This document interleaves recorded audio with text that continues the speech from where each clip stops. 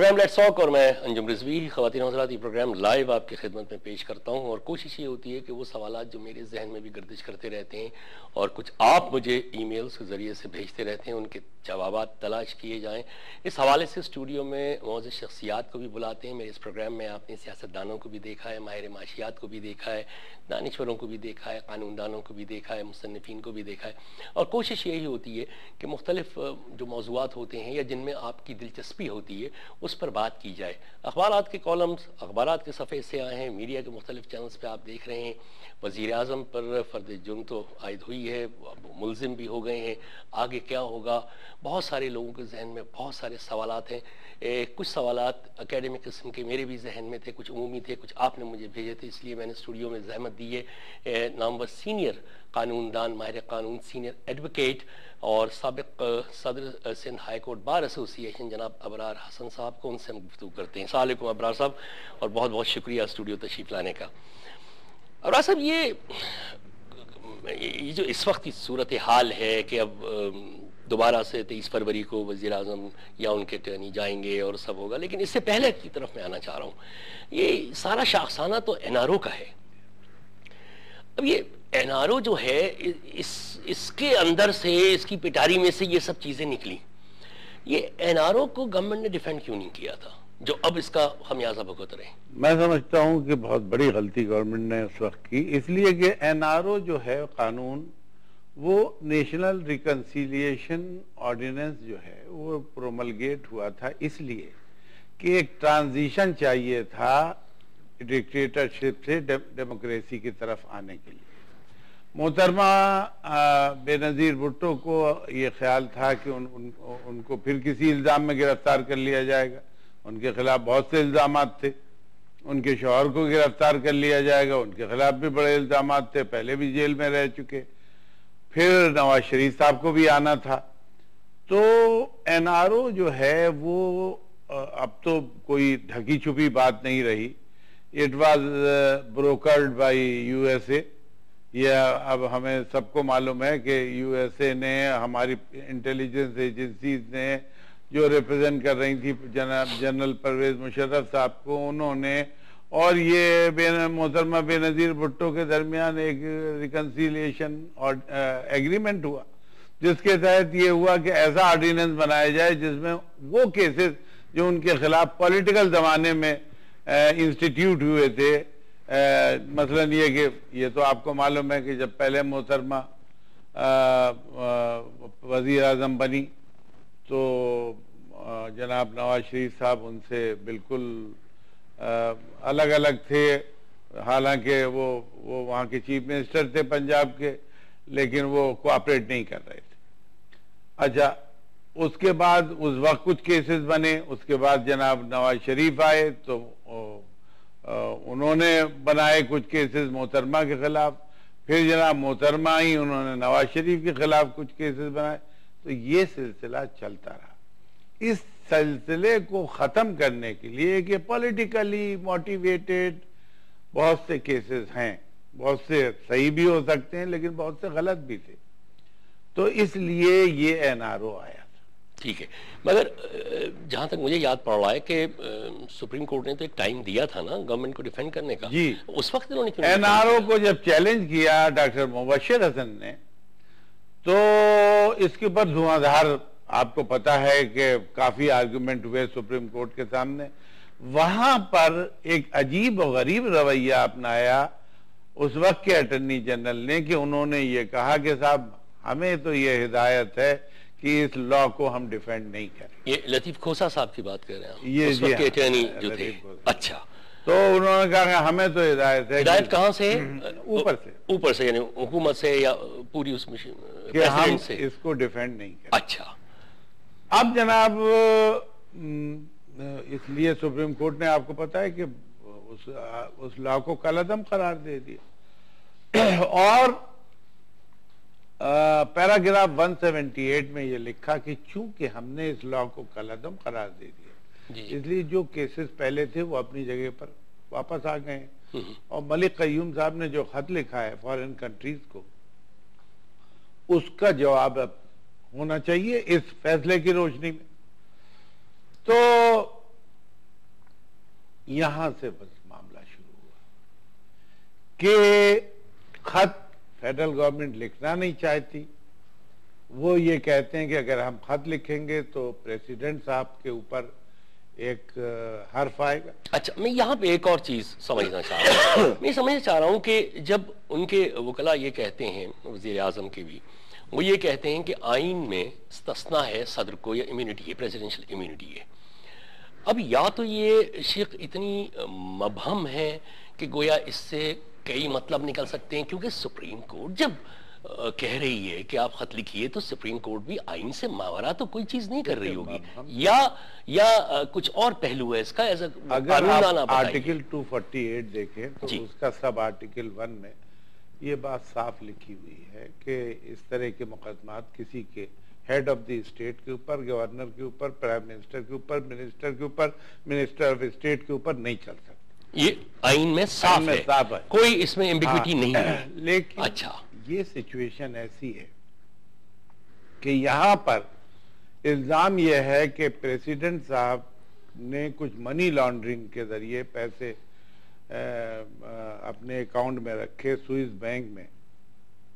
دوسرا الزام یہ ہے کہ پریزیڈنٹ صاحب نے کسی فورن کمپنی سے کک بیکس لی، کوٹیکنا. تو اب سوال یہ ہے کہ جب یہ سلسلہ آیا تو یہ اس وقت ہوا تھا کہ جس وقت پریزیڈنٹ صاحب پریزیڈنٹ نہیں تھے. الزام اس وقت کا ہے.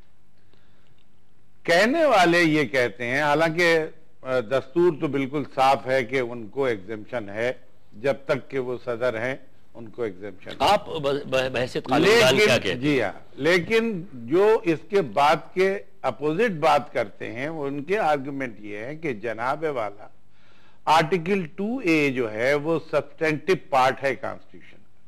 آرٹیکل 2A جو ہے اس کے حساب سے اسلامی روایات یہ رہی ہیں ہمارے خلفاء کی کہ وہ عدالتوں میں حاضر ہوتے رہے.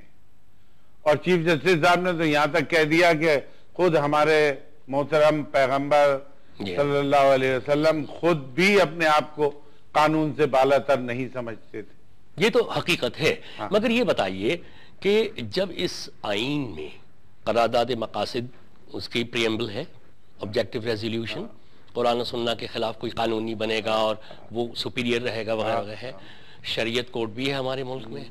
آئین کا یہ حصہ جو پریزیڈنشل امیونٹی کا تھا، یہ اگر اس وقت متصادم تھا تو پھر یہ اپلائی کیسے ہوا؟ یہ آئین منظور کیسے ہوا؟ یا اس کو چیلنج کیوں نہیں کیا گیا؟ میں یہ عرض کر رہا ہوں کنٹراڈکشن تو ہیں ہمارے آئین میں، بہت سے کنٹراڈکشن ہے. اس میں ایک یہ بھی ہے کہ کیا ان کو ایبسولوٹ امیونٹی ہے یا ان کی امیونٹی قرآن و سنہ کے تابع ہے. آپ کو 2A بھی دیکھیں، 248 بھی دیکھیں تو لوگ آرگو کرتے ہیں کہ صاحب وہ تو کوئی شخص اپنے آپ کو یہ نہیں کہہ سکتا. اگر قرآن و سنہ کو ہم اپنا وہ بنا رہے ہیں تو بے شک اس میں تو کوئی بھی nobody is above the law. جیسے کہا خلفائے راشدین جب پیش ہو گئے، جب حضور کریم صلی اللہ علیہ وسلم اپنے آپ کو کہتے تھے کہ میں قانون سے ماورا نہیں، تو پھر تو ساری بات ہی ختم ہو گئی. میں آپ سے بتلاؤں سیکولر انٹرپریٹیشن، یہ دیکھیے دستور کا سیکولر انٹرپریٹیشن اگر ہوگا تو آپ کو آرٹیکل 2A کو اس کو اس طرح سے لاگو نہیں کر سکتے کہ جس میں آپ یہ کہیں کہ بھائی 248 کو ایکلپس کر دیا آرٹیکل 2A. مگر یہ کولونیل تو ہو سکتا ہے نا. کولونیل دور میں، انگریز کے دور میں، آپ گورنر جنرل یا انگریز کے کسی نمائندے کو کوڈ آف لاء میں نہیں کھڑا کر سکتے تھے. ان کو امیونٹی تھی گورنر جنرل کو اور اس کے اپوائنٹڈ گورنرز کو. تو اس کا مطلب ہے کہ یہ تو کولونیل لاء تھا نا جو سن 34-35 کا جو ہمارے آیا. دیکھیے یہ اگر لاء نہ ہو تو انارکی پھیلے گی. میں آپ کو بتاؤں کہ یہ ضروری ہے کہ حکومتی ان عہدیداروں کو جو کانسٹیٹیوشنل آفس رکھتے ہیں ان کو پروٹیکشن ہونی چاہیے. مطلب فیئر ٹرائل کی ہونی چاہیے. فیئر ٹرائل نہیں، بلکہ ان کا ٹرائل ہی نہیں ہونا چاہیے. اگر کسی نے قتل کیا، وزیر ہے، گورنر ہے، مثلا پوائنٹ بلینک کسی کو قتل کر دیا یا اپنی گاڑی سے کسی کو کچل دیا، تو اب اس کا مطلب ہے کہ ہی سبب دا لا نہیں. وہ ایک معصوم شہری جان سے گیا. آپ یہ ڈٹرمن ہی نہیں، کورٹ نہیں کر پائے گا کہ بھئی آپ ذمہ دار ہیں اس کے یا نہیں ہے.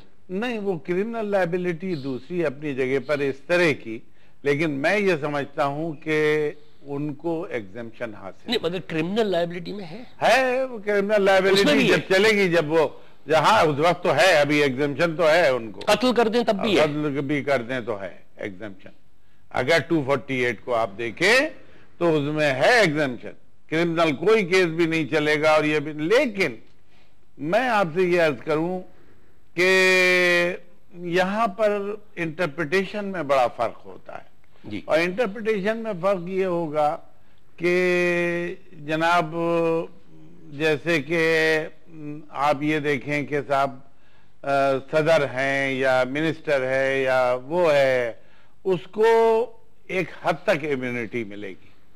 اب وہ حد کون سی ہے اور وہ حد کون ڈیٹرمن کرے گا، یہ بتا دیجیے. پارلیمنٹ کرے یا آئین کر رہا ہے؟ اسی لیے سپریم کورٹ شاید یہ چاہتا ہے کہ یہ چیز ہمارے سامنے چیلنج کی جائے کہ 248 جو ہے وہ ایگزمپشن نہیں دیتا ایبسولوٹ کسی بھی آفینڈر کو. ابھی تو آپ نے شیخ پڑھ کے سنائی ہے، اس میں تو ہاں، یہ ہے کہ یہ سپریم کورٹ کہنا چاہتا ہے کہ آپ یہ آرگو کریں کہ اس کیس میں جو ہوا، جس کی وجہ سے ملک قیوم خان نے خط لکھا، ملک قیوم نے جو خط لکھا اس خط کی روشنی میں وہ کیسز ٹھپ ہو گئے، وہاں وہ دوبارہ چلنے کے لیے خط لکھا جائے. یہ ان کا اسٹینڈ یہ ہے پرائم منسٹر صاحب کا کہ اس کے معنی یہ ہوں گے کہ ہم یہ کہہ رہے ہیں کہ صدر صاحب کے خلاف آپ کیسز پروسیڈ کریں، لیکن چونکہ ان کو ایگزمپشن ہے اس لیے ہم یہ خط نہیں لکھ سکتے ایسا، یہ وہ کہتے ہیں. اب میں آپ کو ایک بات اور دلچسپ بتلاؤں جی کہ یہ کنٹمپٹ پروسیڈنگ جو ہے 204 آرٹیکل 204 میں جو سپیریئر کورٹ کو حاصل ہے کہ اپنے آرڈر کی حکم عدولی کے اوپر وہ کنٹمپٹ پروسیڈ کر سکتی ہیں، اس قسم کی پروسیڈنگ بھی میں سمجھتا ہوں آرٹیکل 248 سب آرٹیکل 1 میں ایگزمپشن اس میں بھی پرائم منسٹر صاحب، پرائم منسٹر کو ہے، کیونکہ ان کا کہنا یہ ہے. تو ان کے وکلا جو پرائم منسٹر صاحب کے کیس لڑ رہے ہیں وہ تو ایک خالصتاً سیاسی سا کیس اب لگنے لگا. میں آپ کو بتاؤں اس میں اعتزاز احسن صاحب نے یہی کہا تھا کہ ہم نے آپ کو بحال کیا تھا صاحب، تو اب اس کے عوض ہم آپ کی ڈرائیوری کرتے تھے چیف صاحب، تو اس کے عوض آپ ہماری بات مان لیں. کچھ ایسے ہی لگ رہا ہے نا. یہ اب سیاسی ہو گیا. سیاسی ہو گیا. کیوں ہو گیا؟ کہ آپ نے سپریم کورٹ نے جو میجارٹی لیڈر ہے سیاسی پارٹی کا، جو سب سے بڑی پارٹی ہے اس کا لیڈر ہے، اس کو کنٹمپٹ کا نوٹس دیا.